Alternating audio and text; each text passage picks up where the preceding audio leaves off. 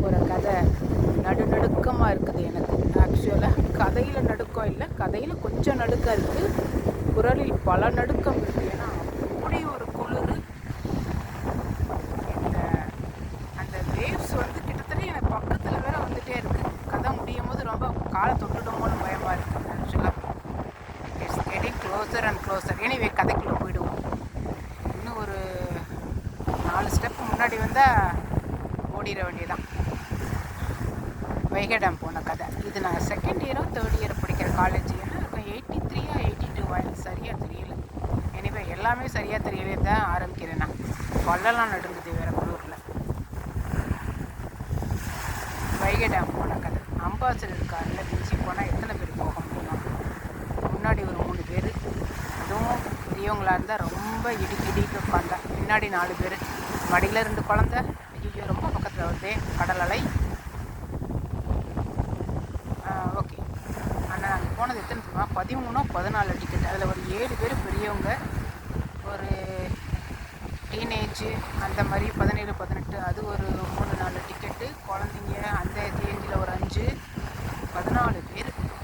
யார் யார்? டிரைவர், என் eldest brother, அப்புறம் அவனோட ஃப்ரெண்டு, அவனுக்கு அப்போ தான் கல்யாணம் இருந்துச்சு, அவன் ஒய்ஃபு.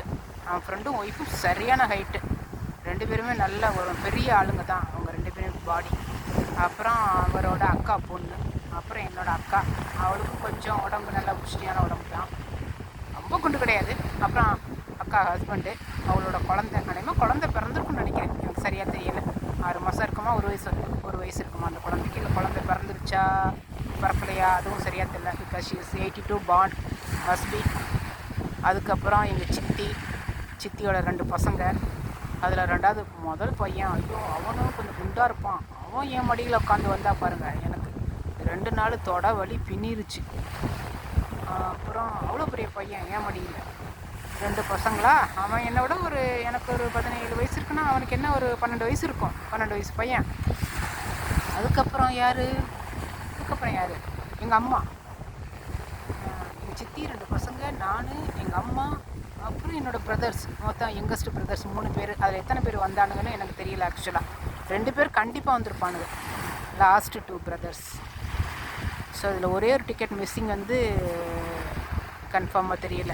பிரதர்ஸ் யங்கஸ்ட்டில் ஒருத்தன் வந்தானான்னு எனக்கு தெரியலை. அவன் இந்த நேரத்தில் என் கதையில் நான் இல்லைன்னு சொன்னேன்னா, அவன் லாஸ்ட்டு 2 கதையில் அவன் என் மெமரியிலே வரமாட்டேங்கிறான். பார்த்தீங்களா எப்படி ஒர்க் பண்ணுது நம்மளுடைய வைபு. சரி, ரொம்ப பக்கத்தில் வருது தண்ணி, பயந்துக்கிட்டே சொல்ல வேண்டியதாக இருக்குது கதையை.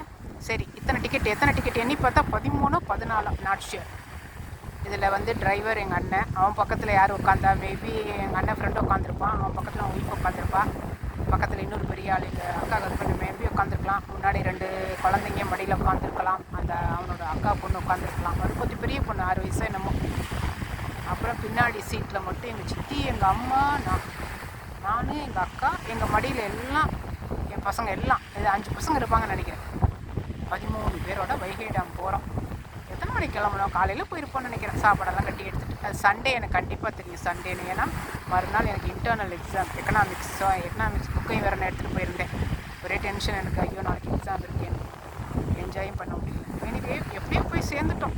டிரைவர் வந்து பயங்கர காமெடி, என்ன பேசிட்டு போனோம்லாம் ஞாபகம் இல்லை, பண்ணாதான் இருக்கும். என்ன இப்படி போகிறோமே இத்தனை பேர் அப்படின்னு பேசிட்டு போயிருந்துருப்போம். அது டிரைவர் தான் பயங்கர காமெடி. டிரைவருக்கு ஆக்சுவலாக ஓட்டுறதுக்கு அந்த ஹேண்டு ரைட் ஹேண்டு தானே. நாம் எப்படி உட்காந்துருப்போம் இந்தியாவில், சீட் எப்படி இருக்கும் நான் கொஞ்சம் கற்பனை பண்ணி பார்க்குறேன். இந்த பக்கம் உட்காந்துருப்போமா, எனக்கு இங்கே ட்ரைவ் பண்ணியே ரைட் ஹேண்டு. அப்போ மூவ்மெண்ட்லாம் லெஃப்ட் ஹேண்டில் தானே வரும் அவங்களுக்கு. அவன் அப்பப்போ கேட்பான், டே கொஞ்சம் தள்ளிக்கங்கடா, எனக்கு கேர் போடணும், கொஞ்சம் தள்ளிக்கடா, கொஞ்சம் இடம் விடுங்கடான்னு கேட்டுகிட்டே போவான். எப்படியோ வைகை டேம் போய் சேர்ந்துட்டோம். கொஞ்சம் என்ஜாய் பண்ணியிருப்போம், சாப்பாடெல்லாம் சாப்பிட்ருப்போம். ஒரு 5 மணி போல் கிளம்பியிருப்போம்னு நினைக்கிறேன், 5-5:30 மணி கிளம்பி. எல்லோரும் டயர்டு. அப்புறம் எல்லோரும் கிளம்பி வர்றோம். வந்து அப்படியே கார் ஓட்டிகிட்டு வந்துட்டு அங்கேருந்து வரும்போது டம்மார்னு ஒரு சத்தம், அப்படியே வெடிக்கிற மாதிரி. பார்த்தா டயரு, எவ்வளோ ஒரு ரிஸ்க்கு, எவ்வளோ ஒரு ஸ்டூபிடிட்டி இல்லை.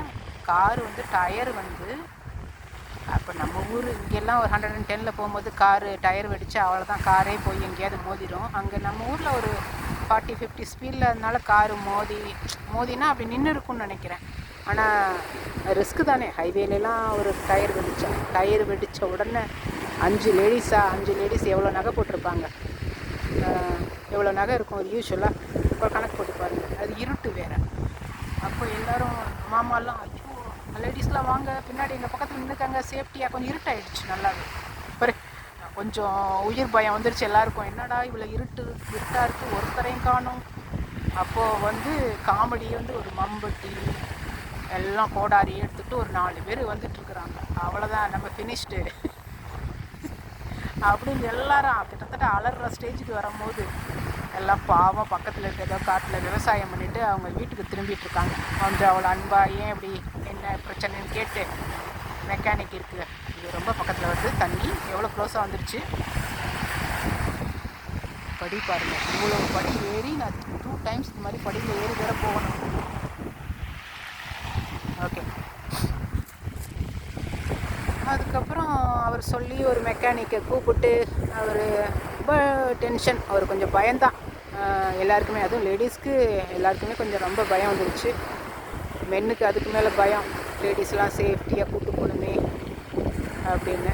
அதுக்கப்புறம் எங்கே போய் ஒரு மெக்கானிக்கை கூட்டிகிட்டு வந்தாங்கன்னா தெரியலை. நடந்து போய் கூப்பிட்டு வந்துருப்பாங்களா, அப்படி தானே கூட்டி வந்திருக்கணும். செல்ஃபோனும் கிடையாது, ஒன்றும் கிடையாது அந்த காலத்தில். ஒருத்தர் மெக்கானிக்கு பார்த்து ஸ்டெப்னி கூட போட தெரியாமல் இருந்திருக்காங்கல்ல அந்த காலத்தில். ஸ்டெப்னி அவங்களுக்கு யாருக்கும் போட தெரிஞ்சிருக்காது போல இருக்குது. மெக்கானிக்கல் கார் எடுத்துகிட்டு அதுக்கப்புறம் எல்லாருக்கும் முகத்தில் சிரிப்பெல்லாம் போயிடுச்சு. சரி ஸ்டெப்னி போட்டு கொஞ்சம் காரை மெதுவாக ஓட்டிகிட்டு வந்தோம். அப்படியே ஊர் சேரணுமே எப்படியாது. எல்லாருக்கும் மூச்சு இல்லை, எல்லாம் அப்படியே மௌனமாக போய் சேரணுமே. எனக்கு எங்கள் அம்மாலாம் எந்தெந்த கோயிலுக்கு வேண்டிக்கிட்டாங்களோ என்னென்ன பிரார்த்தனை பண்ணாங்களோ தெரியாது. சரின்னு வரும்போது இப்போ தான் பெரிய காமெடி. வெளியே எல்லாம் கிட்டத்தட்ட வைகை டேம் ரூட் எனக்கு தெரியல. மதுரையில் அண்ணா நகர்லேருந்து என்ன ரூட்டில் போகும் வைகை டேம்? நத்தம் வழியாக போகுமா? நத்தம் வழியாக போகிறது அழகர் கோயில் தான் போகும். இது வைகை டேம் எந்த ரூட் வழியாக போகும் தெரியல. எனவே கொஞ்சம் சிட்டியை நெருங்க எல்லாருக்கும் அப்பாடி சிட்டிக்குள்ளே வந்துட்டோம். லைட்லாம் எரியுது. இப்படி மிஞ்சி போனால் என்ன நடந்தாலும் டவுன் பஸ் இருக்குது, ஆட்டோ இருக்குது, போயிடலாம் அப்படின்னு ஒரு கான்ஃபிடென்ட்டோட எல்லோரும் கொஞ்சம் மூச்சு விடுற நேரத்தில் திருப்பி டம்மார்னு இன்னொரு சத்தம். அவ்வளவுதான், அடுத்து டயர் வெடிச்சிருச்சு. வெடித்த உடனே எங்கள் அண்ணனுக்கு பார்க்கணும் ஒரு கடுப்பு. இறங்கி எல்லோரும் ஓடி போங்கடா. அவனுக்கு திருப்பிலாம் ஒரு மெக்கானிக், ஏன்னா சிட்டிக்குள்ளே வந்ததுனால அவனுக்கு ஒரு கான்ஃபிடென்ட்டு, எப்படியும் மெக்கானிக் பக்கத்தில் தான் இருப்பான், கூப்பிட்டு டயர் மாற்றிடலாம். ஆனால் எனக்கு எல்லாரையும் திருப்பி அந்த காரில் ஏற்றி ஓட்டிகிட்டு வர அவனுக்கு இஷ்டம் இல்லை. எல்லோரும் ஓடிப்போங்க, பஸ்ஸை எதையாவது பிடிச்சி ஆட்டோவை பிடிச்சி எல்லோரும் ஓடிப்போங்க அப்படின்னு சொல்லிவிட்டு சொன்ன உடனே ஆளுக்கு ஒரு பக்கமாக முக்கியமாக ஃபஸ்ட்டு பிச்சுக்கிட்டது அவர் ஃப்ரெண்டு. என்னை விடுடா சாமி உங்களோட வந்தனேன்னு அவர் ஒய்ஃபு அவர் அக்கா பண்ண கூட்டிகிட்டு அவர் அந்த பக்கம் தப்பிச்சிட்டாரு. எங்கள் சித்தி அநேகமா இங்கே 2 பேர் எதை ஃபீல் பண்ணிட்டாங்க. எங்கள் சித்தி அநேகமா அவங்க 2 பசங்களை, அது வேறு டின்னர் டைமாக எல்லோரும் பசி வேறு. எங்கள் சித்தி அநேகமா அவங்க 2 பசங்களையும் கூட்டிகிட்டு நல்லா வேறு யாரையாவது சின்ன பையனை கூட்டிகிட்டு நாங்கள் அந்த ஹோட்டலில் சாப்பிட்றோன்னு கூப்பிட்டு போயிருப்பாங்க போல். நான்லாம் அப்பா வீடு போய் சேர்ந்தா போதும்ப்பா சாமி, எனக்கு ஒரு பஸ்ஸு காசு கொடுங்கப்பா, நான் வீட்டுக்கு போயிடுறேன் அப்படின்னு நான் நிற்கிறேன். ஏன்னா கோரிப்பாளையம்ன்றது ஒரு மெயின் பஸ் ஸ்டாப். அங்கேருந்து எவ்வரி பஸ் கலெக்டர் ஆஃபீஸ் போகும். அதாவது கிட்டத்தட்ட ஒவ்வொரு பஸ்ஸுமே கலெக்டர் ஆஃபீஸ் தான் போகும். 2 ஸ்டாப் தான் நினைக்கிறேன். அதுக்கப்புறம் அங்கேருந்து நடந்து போகிறதுக்கு 15 மினிட்ஸ், மேக்ஸிமம் 10-12 மினிட்ஸ் ஆகும் கலெக்டர் ஆஃபீஸ்லேருந்து அண்ணா நகர் பிகினிங்கில் இருக்கிற அந்த ஏரியாவுக்கு வீடு. ஸோ அதனால் எனக்குலாம் ஒரு கான்ஃபிடென்ட்டு, நம்ம ஏரியா தானே வந்துட்டோன்னு. எனக்கு காசு கொடுங்க நான் வீட்டுக்கு போகிறேன், எல்லோரும் எனக்கு காசு கொடு நான் வீட்டுக்கு போகிறேன். அப்புறம் அநேகமாக எங்கள் அம்மா, எங்கள் அக்கா ஹஸ்பண்டு, எங்கள் அக்கா அநேகமாக நாங்கள் தான். இதில் வேறு கதையில் வேறு எல்லாம் கான்ட்ராவர்ஷியல் வேறு ஸ்டேட்மெண்ட், ஒவ்வொரு கதையும் கேட்டு சொல்கிறானுவ. என்னோட ஞாபகத்தில் என்ன இருக்கோ அதை தான் சொல்ல முடியும். ஞாபகத்தில் இருக்கிறவங்க கமெண்ட்டில் போடுங்க. நான் யார் கூட திருப்பி வீட்டுக்கு போனேன்னு தெரில, ஆனால் நான் சாப்பிடல, வீட்டுக்கு போயிட்டேன். நான் வீட்டுக்கு போயிட்டேன் உடனே இன்னைக்கு வரைக்கும் நாங்கள் இந்த கதையை ஒரு மேஜர் ஸ்டோரிஸாக ஒரு 100 மெயின் ஸ்டோரிஸ் இருக்கும் ஃபேமிலியில். அதாவது அவ்வளோ ஸ்டோரிஸ் இருக்குது. அதில் இது வெரி வெரி இம்பார்ட்டண்ட் ஸ்டோரி. இதை சொல்லி இன்றைக்கும் நாங்கள் எவ்வளோ தைரியம், எவ்வளோ ஒரு ஸ்டூப்பிடிட்டி. இத்தனை பேர் ஒரு அம்பாசடர் காரில் 2 தடவை கார் வெடித்து சேர்ந்தோமே, டயர் வெடிச்சு. அதை சொல்லி போய் சிரிப்போம். அது ஒரு மறக்க முடியாத அனுபவம். ஓ மை காட், எவ்வளோ great dog. One of the variety. My goodness.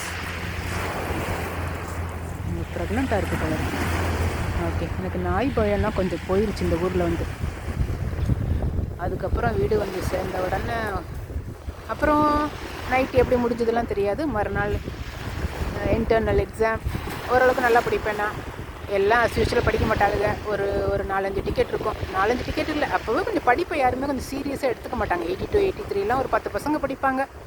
கிளாஸில் ஒரு 50 இருந்தால் ஒரு 40 வந்து ஏதோ பாஸ் ஆனால் போதும் அப்படிங்கிற கேஸ் தான் அந்த காலத்தில் கொஞ்சம் யூஸ்வலாக இருக்கும். அப்போல்லாம் காலேஜ் படிக்கிறது கொஞ்சம் சீரியஸாக இருக்கிறவங்க தான் வந்து படிப்பாங்க காலேஜ்.